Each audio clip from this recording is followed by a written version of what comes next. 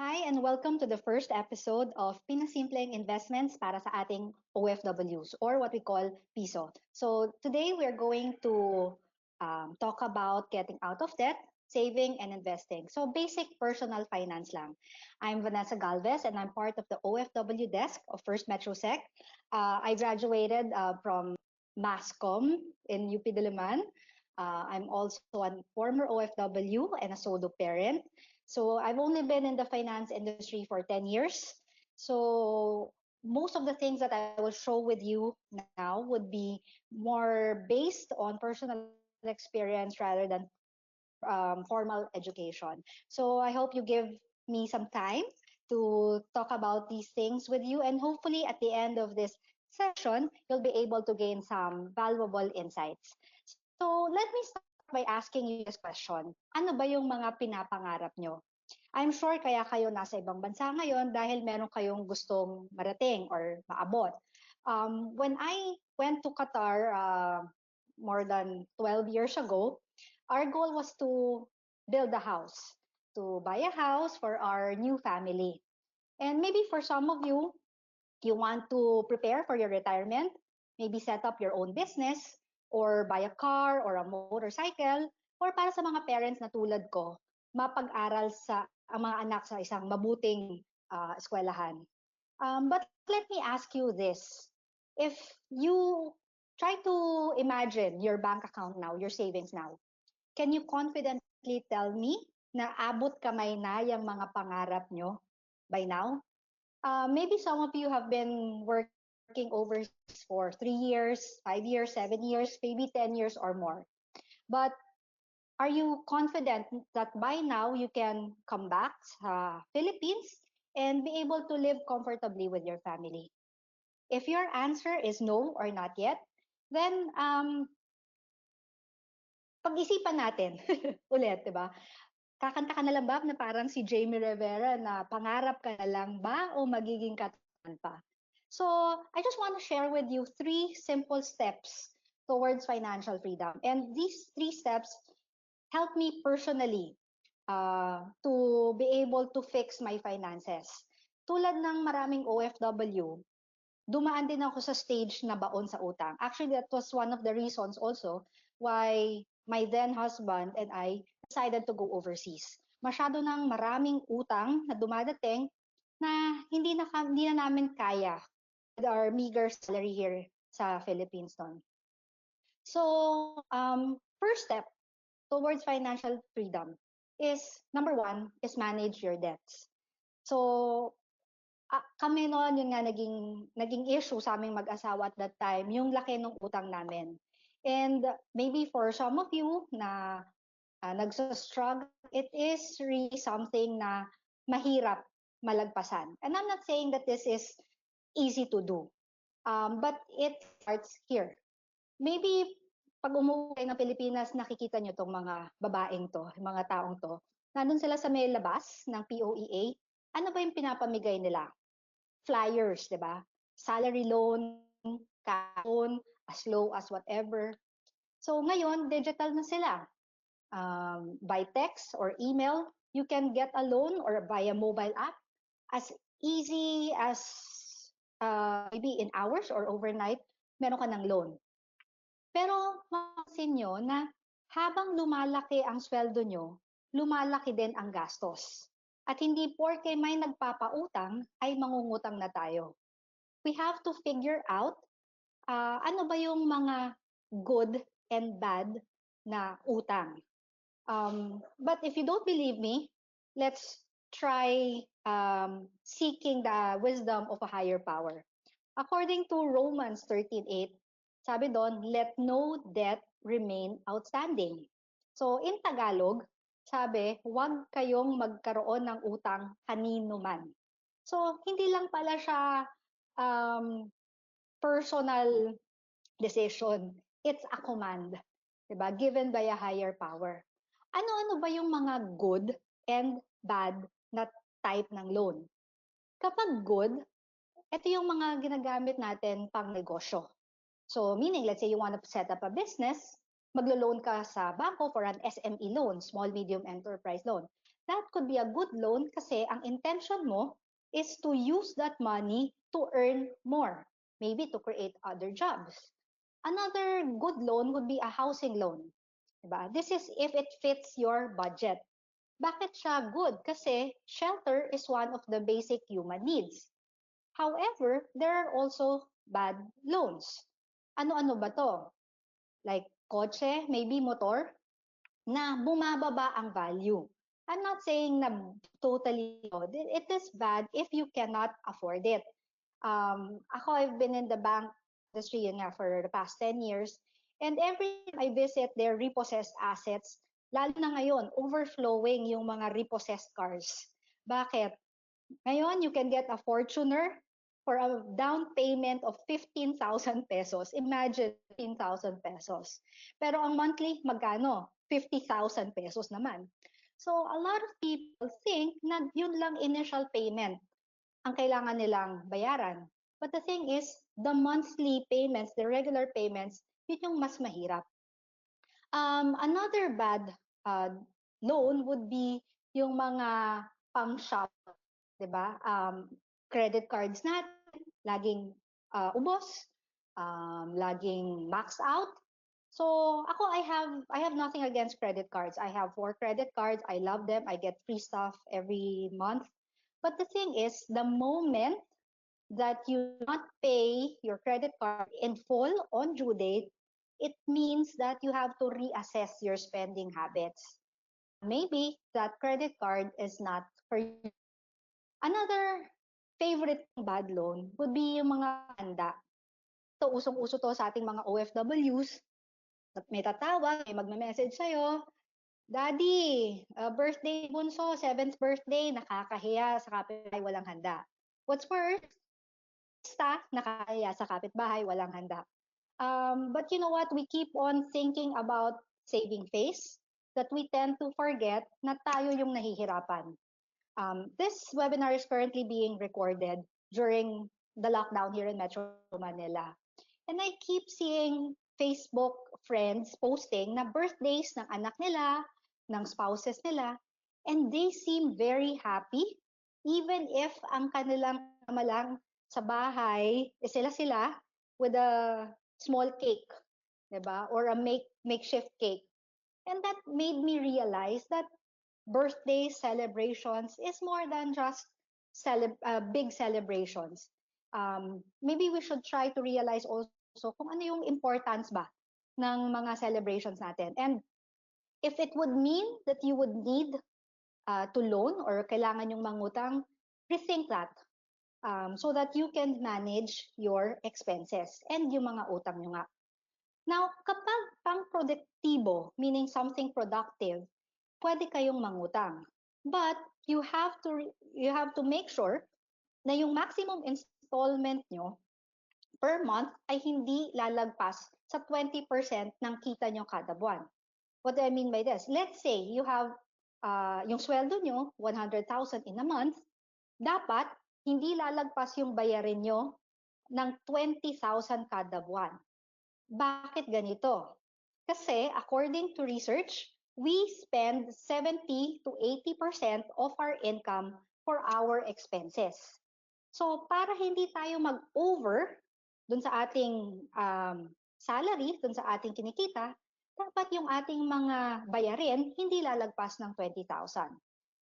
But if these are things na for consumption, let's say you want to travel, you want to buy a new washing machine or a ref, kailangan po yan pinag-iipunan. Dapat savings ang pinambibili dyan at hindi utang. Now, paano ba natin makokontrol ang pangungutang? These are just basic, but I'm sure it will be more difficult in application. But let me raise it with you. Number 1, una po nating bayaran ang mga utang na may pinakamataas na interest. Isa na dyan, yung mga credit cards. So most credit card companies charge 3.5% per month. At nag-roll over po yan. Then yung outstanding nyo, doon based. Hindi siya sa ginastos nyo lang kada buwan. So in a year, you will be paying the bank more than 40% in interest alone. So that is why, kung meron po kayong outstanding na credit card na balance, unahin nyo na yung bayaran. And huwag nyo nang dagdagan. Yun yung point doon, huwag nyo nang dagdagan. Number 2 is, magbayad muna ng mga outstanding na utang bago mangutang ng bago. Diba? Bago magdagdag ng utang. Another thing is, wag na wag po tayong mangungutang para pambayad ng utang. Kung hindi, magiging cycle lang yan. Hindi kayo matatapos. Matanda na kayo, nagbabayad pa rin kayo ng utang. And like what we said, fourth tip would be, i-track natin. Magkano na ba yung utang natin kada buwan? And let us make sure na hindi siya lalagpas ng 20% ng ating sweldo. Keep it to that minimum lang, maximum lang. Keep it to that level. Now, yun yung first step for us to really turn around our finances. Ako po, sabi ko nga sa inyo, baon ako sa utang noon. Kasi when we got married, marami kaming aspirations eh. So we had a big wedding, bought a car. And when I came back here in the Philippines, baon pa rin po kami ng utang. So yun po yung una kong tipid talaga.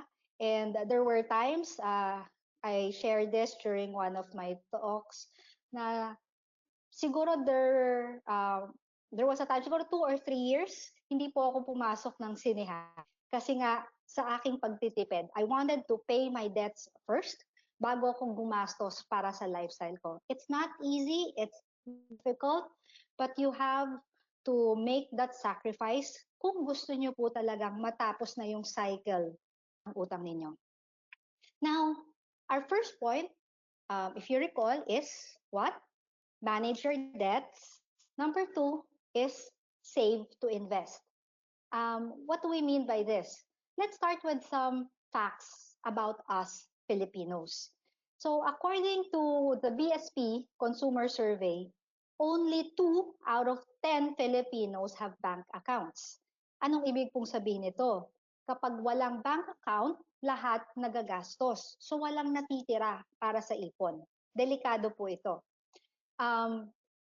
At sabi pa ng BSP, doon sa mga may bank account, only ang average daily balance would be less than 7,000 pesos. Diba? No wonder kapag yung mga tao, kapag magbubukas ng bank account, ang unang tanong, magkano ang maintaining balance? They want to keep it at a minimum. Now, what's worse is that for those people na merong savings, they only maintain around 200 pesos for their emergency savings. Delikado po to. Kasi nga, di ba, narinig na natin dito sa Pilipinas, bawal ang magkasakit. Ano ba ang mabibili mo sa 200 pesos? So, no wonder kapag may kamag-anak na may sakit, tawag kagad, kuya, may sakit si ate, padala ka naman ng pera dito. So, this is something na if not for you, you can also share with your families dito sa Pilipinas. So, medyo nakakalungkot tong mga facts na to. So, the reasons why we save, kanina sinabi na natin, because of all these reasons to achieve our dreams. But let me ask you, why do you invest? The simple reason is because saving is no longer enough. Why do you think it's no longer enough during this time? It's because of this thing that we call inflation. Ano po ba tong inflation? Basically, inflation, ito lang yung pagtaas ng presyo. So, ibig sabihin po, kailangan pakitain natin ating ipon ng equal or greater than inflation rate. In the Philippines po, ang ating average inflation rate is around 4 to 6%. So, sabihin na natin 5%. So, dapat po, ang pera natin kumikita ng at least 5% para yung gagastusin natin the next year and the following year and the year after that, makasabay po sa value ng pera natin. Now, let's talk about inflation more. Paano ba ito nagwo-work? For those of you who were already working during the 1990s, you might remember that your 500 pesos can buy you a sack of rice. Tama po ba yun? Walang nga amin. Okay? But 10 years later, around 2000s, that 500 pesos can only buy half a sack, kalahating sako na lang. And now, when I go grocery shopping, that same 500, isang bag na lang po ang nabibili. Ano kaya 10 years from now? Magkano na lang kaya ang mabibili ng 500 pesos natin? I wouldn't be surprised kung isang kilo or isang gatang na lang yung mabibili niya.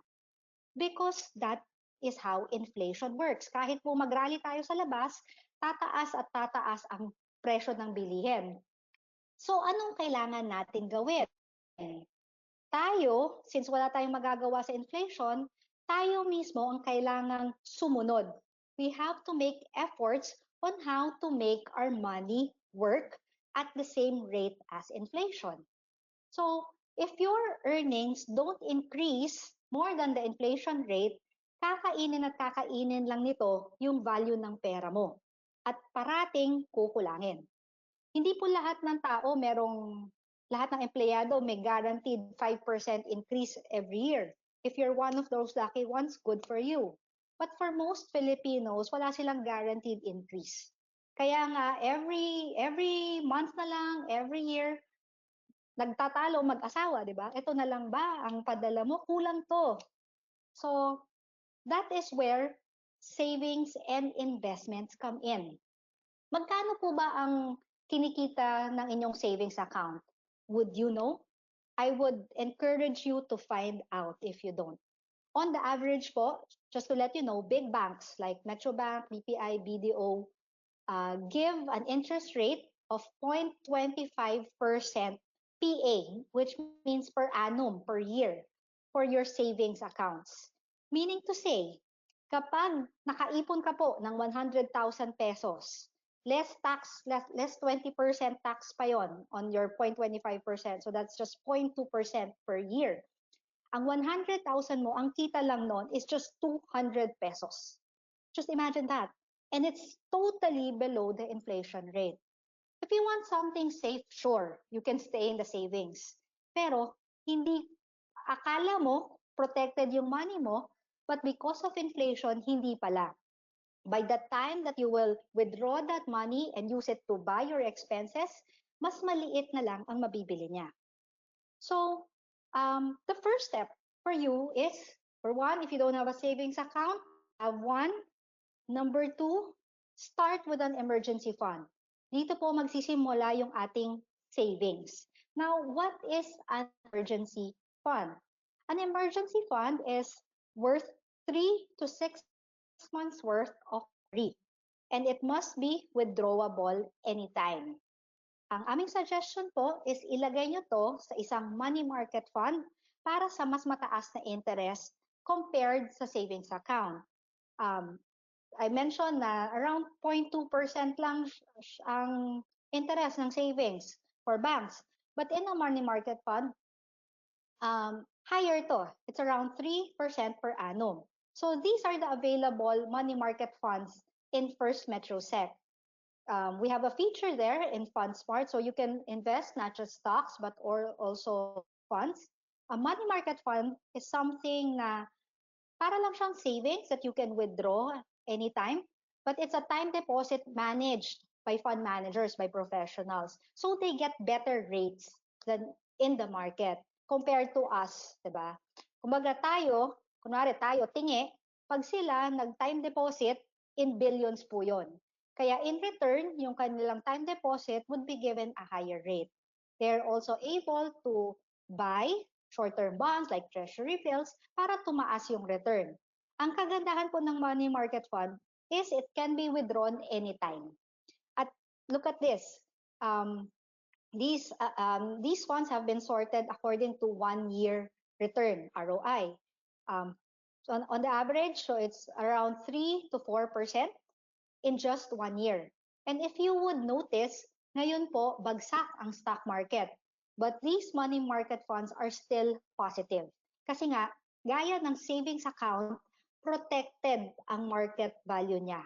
So this is the safest investment that you can get that is fit for first-timers. Now, the basic concept of investing is risk return.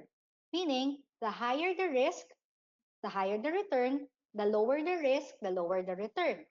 Kapag meron pong nag-offer sa inyo na high return, zero risk, guaranteed investment, magdalawang isip na po kayo. Most probably, that would be a scam. Huwag po tayong mabulag sa promised return. Isipin po muna natin yung risk tolerance natin.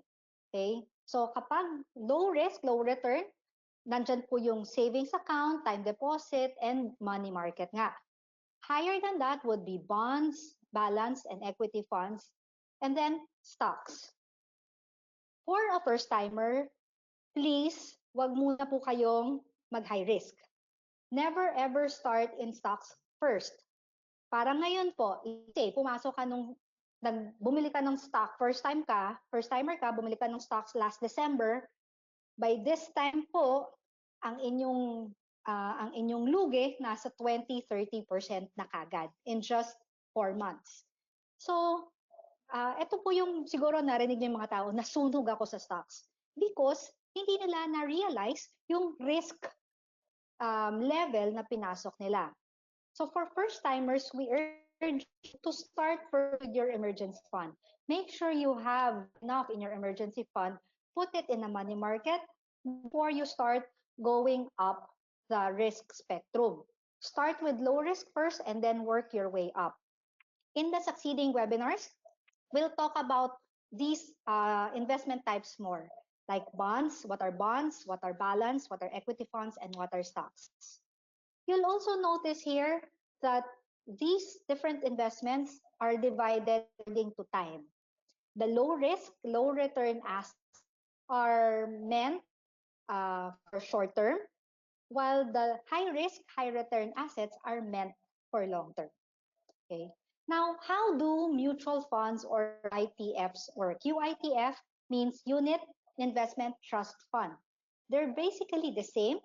Ang only difference lang po nila is that UITFs are offered in banks. But in terms of structure, parehong-pareho lang po sila. Now, how do these funds work? So, ang kagandahan po kasi ng mutual fund, collective investment siya. Meaning, iba-ibang investors magpapasok ng pera, 1,000, 1,500, 2,000, may 50,000, may 100,000. Pagsasama-samahin po yan at ipapasok doon sa mutual fund or UITF at merong isang professional or expert fund manager who will do the buying and selling of investment for you. Ang gagawin mo lang, mamimili ka kung anong type of fund. Money market ba, bonds, balance, or equity, or stocks. At kung ano man yung total value nun, yun po yung paghahati-hatian ng mga investors prorated. So if you're a first-timer, this is the best investment to start with. Okay? Now, marami pong mutual funds na available sa FirstMetroSec now. Like Sun Life, ALFM, Atram, FAMI, PhilAm, PhilEquity. And all these funds can be sorted in that system. And the good thing about this is that some of these funds you can start with only 1,000 pesos. Diba? It's that low. And yet, a lot of people are still not investing. If you haven't heard it yet, BSP says that only 1% of Filipinos are investing. How about you? What's your excuse now? Lagi kong naririnig, wala pa kasi akong pera or pag-aaralan ko muna. Diba? So thank you for tuning into this webinar because I know you have a desire to learn. Okay? So, ano ba yung maraming excuse, diba? Lagi siyang wala akong pera, meron tayong pang-shopping, pangkain sa labas, may bago tayong cellphone, nakaka-hashtag travel goals tayo. So, my main point is, kapag natin maraming paraan, pag ayaw, marami po tayong dahilan. Okay? Now, we're almost on the third. So, the third point is, start early, don't delay. Again, do you remember our first 2 points? Number 1 is what? Manage your debts. Number 2 is save to invest. And number 3 is start early, don't delay. Now, a financial planner once said that 100% know what they are retiring from. A much smaller percentage know what they are retiring to. Ibig sabihin, alam natin, eventually magre-retire tayo, pero how sure are you na okay yung status mo kapag nag-retire ka? Now, these three pictures are images of the typical Filipino retiree. Okay, can you guess kung ano-ano sila? Sino-sino sila? This is according to the SSS survey. SSS says that only 2% of Filipinos are enjoying retirement. Just 2. 23% are still working. Marami po dyan, taxi driver or tindero sa palengke. Minsan naglalako sa mga bahay-bahay.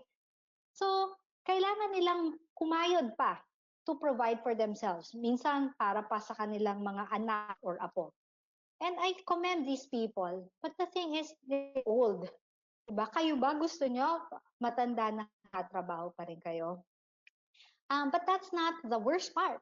The worst part is that the greater portion, 75%, are still dependent on us, sa mga anak. Tayo po, we have a culture that we take care of our elderly. That's very good. But oftentimes, nagiging burden din po siya, lalo na sa ating mga anak. Diba, marami ring instances na magkakapatid, nag-aaway, ako na gumastos ng pang-hospital last month, ako na naman ngayon. Diba? Ako na nagbayad ng kuryente, ako na naman ngayon. So, ang daming mga pagtatalo among siblings. Kayo, do you want to be like that? Yung mga anak nyo, pagtanda nyo, nag-aaway-away kung sinong magbabayad sa expenses nyo? Huwag na tayong lumayo. Kayo na lang. How many in your family, your father, your lolo, your lola, your uncles, ilan po sa kanila ang may enough life savings to support themselves? Meron po ba? Kung meron, congratulations. But yun nga, majority is dependent pa rin. Let me introduce to you my father. So, dad was an OFW in Saudi for 22 years. Yan po yung picture niya with my mom in Riyadh. And he lived and provided well for us. Unfortunately, he was laid off due to Saudization. Sa mga nakikinig sa atin na taga-Saudi, alam nyo to, maybe meron din ata Qatarization. Diba? So, the government prioritizes citizens. So, yung mga foreign workers, especially Filipinos, na matagal na or hindi na kailangan, is nalilay off na lang. But at that, fortunately, he was working for a big oil company. He was given a separation pay that amounted to around 3 million pesos. Ang laki, di ba? And it's not usual for OFWs to get retirement pays. However, like any new retiree, ano po bang ginagawa ng mga bagong retiree? Di ba, magpapahinga muna, so he traveled, he bought stuff, he bought a car, and nagtayo ng business. Unfortunately, 2 years later, that business failed. Kasi nga, for all his life, sanay siyang swelduhan. Ang business po, mahirap po yan. High risk, high return din yan. Dadaan ka talaga sa part na pwedeng hindi kumikita yung business mo. And hindi niya kinaya yung time na yon. And just 6 years after retiring, yung kanyang savings, yung kanyang retirement pay, has been depleted already. And this is normal for a lot of OFWs. I'm sure na kilala nyo. Hindi kasi tayo nakapag-prepare. Akala natin, when we retire at 60, yun na yun. But the thing is, when you plan for your retirement, you have to plan 20 years more. So you have to assume that your life savings would still earn for the next 20 years. Kasi po, kahit gaano kalaki ang ipon mo, kapag kuha ka ng kuha at walang pumapasok, mauubos at mauubos din yan. So, how about you? Where are you in your life cycle now?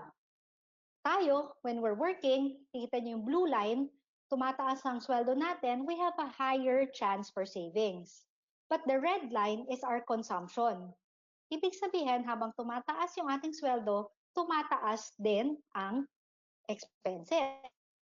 However, hindi natin alam, like my dad, pwede tayong ma-lay off anytime, mawala ng trabaho, magkasakit, ma-aksidente, wag naman sana. But that's life. It happens. But when that point comes, are you ready? There will be a time na ma-maintain yung lifestyle mo. If you can see this red line, konti lang yung binaba niya, but the savings, the blue line, drop siya talaga. So meaning to say, there will be that gap na mas malaki ang expenses mo versus sa pera mo. And eventually, mauubos din siya. So what's my point here? It's never early to prepare, but maybe too late. Maybe you're thinking now, de, saka na, pagkatapos ko nang mabayaran yung tuition fee ng anak ko. Saka na, magka-college na yung anak. Ba, saka na, puro saka na. But the thing is, you don't know. Hindi natin alam, lalo na sa mga OFWs, hanggang kailan ba tayo nandiyan dyan sa bansa na yan? Hanggang kailan tayo may trabaho? So, we should remind you na do not simply retire from something. Have something to retire to. You have to prepare. But how do we get there? So, again, let me remind you, just like managing your debts, be aware of your spending. So, normally tayo kasi gastos muna, pagdating ng sweldo, saka tayo magbabayad. Ang ending nun, for sure, utang. Laging kukulangin. Now, ang usual nating ginagawa is that yung sweldo natin, i-entrega na natin muna yung mga excess, tubig, kuryente, allowance, 'di ba? Rent. Ang matira, yun yung ating i-save at i-invest. This could be good, yes, but it's not enough. Why? Because the moment na unahin niyo yung expenses, 99.9% sure, walang matitira for your savings and investments. So you have to change your mindset. The ideal thing to do is yung income nyo, pag natanggap nyo, itabi nyo na kagad ang savings and investments. I-allocate nyo na. I would suggest that you talk with your partner, with your spouse, and i-review nyo yung inyong mga expenses, ano ba yung pwede nyong bawasan, at mag-set kayo ng amount or percentage of your income na itatabi nyo. Maybe start with 5% of income and then gradually go up. Kung kaya nang mag 10%, 15%, 20%, just make sure that you always allocate a portion in savings and investments. Ang matira, yun lang po yung gastusin nyo for your expenses. Paano kung kulang? Diba? May kasabihan nga tayo, kapag maiksi ang kumot, matutong mamaluktot. Diba? So, kailangan you have to be intentional. This is not something easy to do. You need to have discipline and you need to want it to happen. On delaying it, sakana, or marami pa kasing gastusin, hindi po kayo darating sa point na you'll have enough to save for your future. So, this guy is one of the most famous financial gurus in the world and is also one of the richest. His name is Warren Buffett. He said that never depend on a single income, make investment to create a source. Anong ibig sabihin nun? Tagalogin natin. Okay na may sweldo ka, kaya lang, paano kung mawalan ka ng trabaho? Okay na may business ka, paano kung hindi na maganda ang kita? Diba? Okay na mayaman ka at mayaman yung mga anak mo, paano kung hindi ka na nila kayang suportahan? That is why his wise advice is you have to create a second source through investment. Hindi po siya or, it should be and. Income and your investments. Now, we go back to the risk-return relationship. Nabanggit na natin yung money market. Now, let's try to delve into bonds, balance, equity funds, and stocks a little bit lang. So, as I said, these are higher risk, higher return investments. So, I would suggest for those of you, after you start with emergency funds through money market, Pag medyo okay na kayo, comfortable na kayo with investing, now you can allocate a portion of your long-term investments in these investment vehicles. You would notice that the high risk, high return investments are meant for 3, 5 years or more. So meaning to say, ngayon nyo siya bibilhin, pero hindi nyo siya i-withdraw ngayon. It is meant for the future, 5, 10 years, or 15 years from now. So, ako po, I started late. I started investing only when I joined the banking industry. I was already 30 years old at that time. For me, it was late. I just imagine sometimes na, what if nag-start ako earlier? Baka now I can have more in my savings. But it's not yet too late. 45, 50, you still have time to build your retirement nest egg. So dito po kayo mag-allocate, especially if you have limited time left. Put it in stocks. So this time is a good time to buy stocks dahil lahat, you're buying it at a 20-30% discount. Just imagine going to a department store and seeing everything in 30% off. Diba? What would you do? What would you do? Mag-ano ka na, matataranta ako. Diba? Ano ba yung bibilin ko? Sa dami ng magagandang bilin. So, this is a really good time to start buying stocks. If your intention is this is for something you need 5 to 10 years or more from now, not within this year. Because this year po, better start with money market lang. Now, just like different seasons in life, we have different seasons din. Tayo kasi mga Pilipino, mahilig tayo short term lang eh. 'Di ba? Laging Pasko na, hindi ka pa tapos. Pasko na sa atin, medyo matagal na. But I would encourage you to also start planning for your future. Yung mga kailangan nyo, later season of your life, 5 to 10 years, and maybe more, you can invest in stocks. Now, ano ba tong stocks? In a stock, you become a shareholder. Ibig sabihin, kapital mo, pero iba ang nagtrabaho. Now, there are a lot of good companies in the Philippines. Maybe you know PLDT, Jollibee, Metrobank, Meralco. My number one tip, especially for beginners, is that you choose the companies that are good and well managed. Kung first timer po kayo, don't even think about basura stocks. Stocks na hindi nyo kilala, huwag nyo na silang i-consider. Kasi these are speculative stocks na tinatawag natin. Pwedeng biglang taas, pwede ring biglang bagsak. I encourage you to start with the companies that you yourself use and know. Just like this one, SM. Siguro lahat tayo nakapasok na ng isang SM mall. So, just how powerful is the stock market? Okay, so we start with SM Corporation. So SM, back in 2010, their share price is just 180 pesos per share. And 10 years later, it's now at around 845 pesos per share. Meaning to say, your 10-year ROI or return on investment is 369%. So let's put that in amounts. So meaning to say, if you had invested 500,000 pesos in 2010, let's say you had your savings, you put it in investment in SM Investments Corporation, your money today would be worth 1.85 million pesos. And that's you not doing anything. Ano lang po yan? Market value appreciation lang.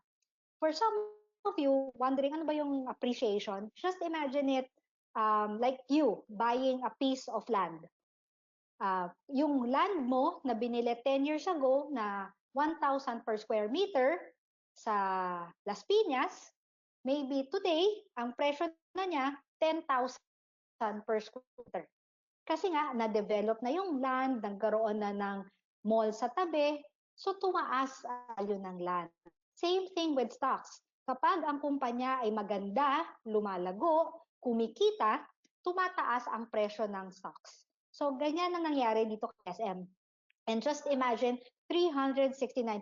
And this is even, makikita nyo, bumagsak. It went to as high as almost 1,100 pesos per share. Ngayon po, bumagsak to 845. So if you're looking into buying good companies at a discount, this is something that you can start with. This is a good time to buy at naka-discount po siya. Okay, naka-sale price siya. So, uh, given this, diba, we already talked about these things. Sa tingin nyo, kaya na kaya abutin yung mga pangarap nyo? Let me let's review. Ano ba yung mga 3 steps ulit natin, diba? Number 1 is you manage your debts. Number 2, you save to invest. And number 3 is start early, do not delay. Now, just like child, journeys begin with small steps. Don't expect na pag nag-invest ka, yayaman ka kagad, or mag-invest ka dito, malaki kagad ang kita. Just start with the basics first. Like we said, start with an emergency fund. Ito po yung pinaka-important. Don't even think about going into stocks if you do not have enough emergency funds. Then you go into higher risk investments like mutual funds and stocks. So you start with savings, money market, mutual funds, and stocks. And yeah, be sure to start now, do not delay. There is a Chinese proverb nga that says the best time to plant a tree was 20 years ago. The second best time is now. Same thing with investments. The best time to invest was 20 years ago. So the second best time is now. If you want to start, we can help you. You can just open an account online through www.firstmetrosec.com.ph and click on open account. Just make sure to prepare your requirements like your Philippine TIN number, passport, plus work visa. You sign 3 times on paper, take a picture and upload it or email it to us. Have any billing statement showing your registered address. And for non-Metro Bank account holders, we just need a proof of your bank account. So it can be a passbook or a screenshot of your online banking account. SSS number is also a requirement, but OFWs are exempted. And the good thing about this is that you can do this anywhere in the world. So we know that every OFW's dream siguro is to come back to the Philippines, diba? Nakakalungkot dyan, I've been there. So we want to help you prepare na pagbalik nyo dito, also be financially stable. So you don't have to wait to come back to the Philippines to start investing. You can do it now wherever you are in the world. Okay, and we have just for those of you who want to start, for those who will open an account from today up to May 31, we will be giving investment credits for every 10,000 pesos or $200 invested up to May 31. So be sure to check the details portion for that promo. So to learn more or if you need more guidance, please email me and the team. Our email address is ofwdesk@firstmetrosec.com.ph. If you like this content, please like and subscribe to our social media channels, Facebook, Twitter, Instagram, and YouTube. If you have questions, please post them here or send in your questions so that we'll answer them. Salamat po ng marami at mabuhay po kayo.